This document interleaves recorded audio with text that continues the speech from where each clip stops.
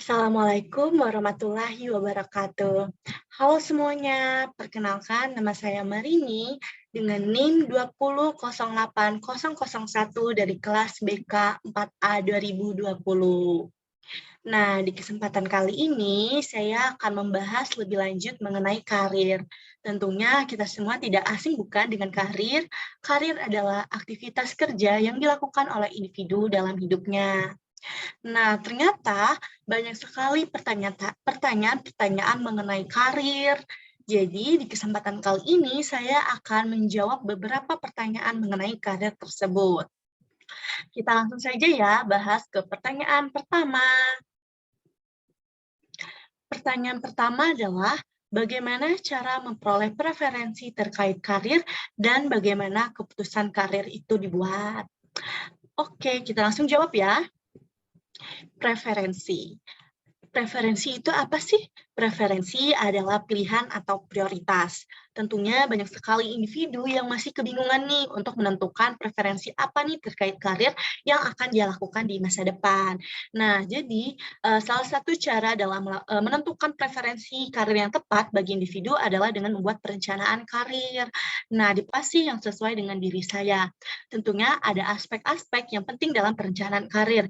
Yang pertama itu adalah kesesuaian minat dan bakat, lalu juga ada informasi pekerjaan. Jadi, dalam perencanaan karir, individu harus merencanakan karir yang sesuai dengan minat, bakat, potensi, prestasi, dan juga kepribadiannya. Nah, selanjutnya adalah bagaimana sih cara atau langkah-langkah dalam membuat keputusan karir yang tepat.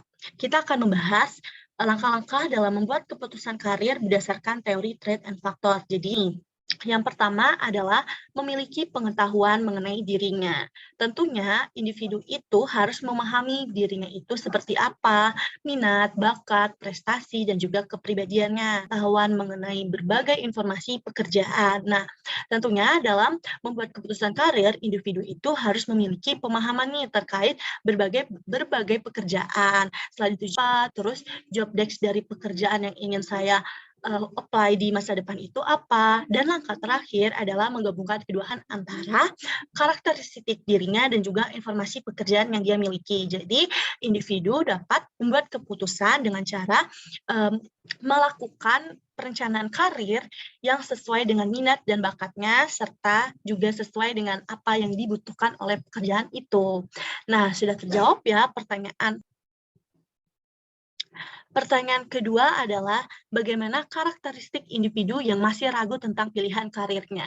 Pasti banyak sekali ya teman-teman yang masih ragu nih, saya karirnya mau apa ya? Oke, kita akan bahas di slide selanjutnya. Hidayat dan kawan-kawan dalam penelitiannya menyatakan karakteristik individu yang masih ragu terkait pilihan karirnya. Yang pertama adalah individu tidak memiliki pemahaman terkait dirinya. Jadi di sini individu itu tidak paham apa minatnya, bakatnya, nilai-nilai, value dalam dirinya, kepribadiannya, dan presentasinya. Lalu yang kedua adalah individu tidak memiliki pengetahuan terkait berbagai informasi pekerjaan, dan individu yang masih ragu terkait pilihan karirnya, dia itu tidak tahu nih, pekerjaan apa saja yang ada di dunia, informasi-informasi terkait pekerjaan itu, jadi dia masih kebingungan. Dan yang terakhir adalah individu tidak dapat menggabungkan kedua hal tersebut. Nah, dalam membuat keputusan karir, kita akan menggabungkan antara karakteristik diri kita dengan informasi pekerjaannya. Individu yang tidak mampu dalam mengintegrasikan kedua hal tersebut, ketiga karakteristik individu tersebutlah yang sudah saya bahas, itulah yang masih ragu terkait pilihan karirnya. Selanjutnya, kita akan membahas mengenai pertanyaan ketiga.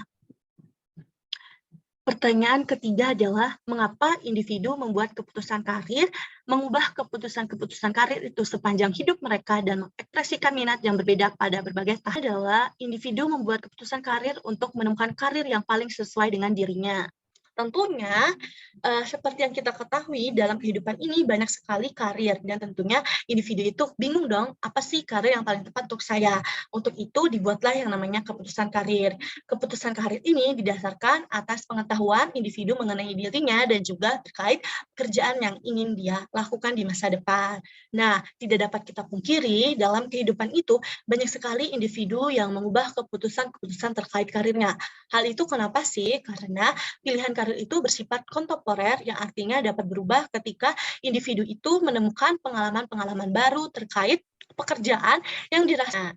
Selain itu, seringkali individu itu mengekspresikan minat yang berbeda terkait karir dalam tahap-tahap kehidupannya. Hal itu dikarenakan dalam setiap tahap kehidupan, individu itu tentunya akan bertemu dengan hal-hal baru seperti pengalaman baru, teman baru, budaya baru, dan juga di setiap zaman. Makanya individu itu seringkali mengekspresikan minat yang berbeda-beda.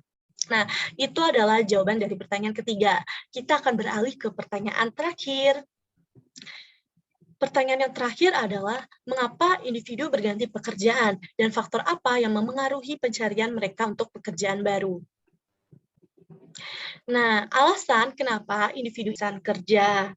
Individu yang dalam melakukan pekerjaan seringkali merasa tidak nyaman akibat ketidakpuasan kerjanya, sehingga memutuskan untuk sebaiknya saya berganti pekerjaan atau berhenti dari pekerjaan itu.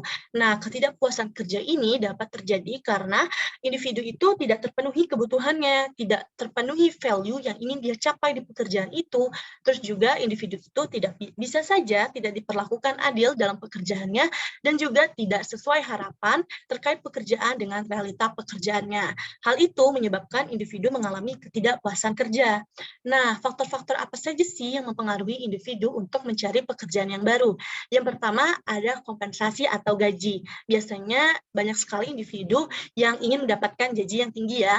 Lalu ada keamanan kerja, kondisi kerja, keadilan organisasi, salah terkait keluarga, peluang promosi, lalu ada pelatihan pengembangan, dan yang terakhir adalah komitmen organisasi. Nah, pembahasan tadi merupakan pembahasan dari pertanyaan terakhir. Tentunya teman-teman sudah semakin paham dong terkait karir, kan kita sudah membahas 4 pertanyaan yang paling sering ditanyakan mengenai karir. Nah, ada beberapa referensi yang saya gunakan dalam menjawab pertanyaan tadi. Berikut referensinya. Ini juga referensinya.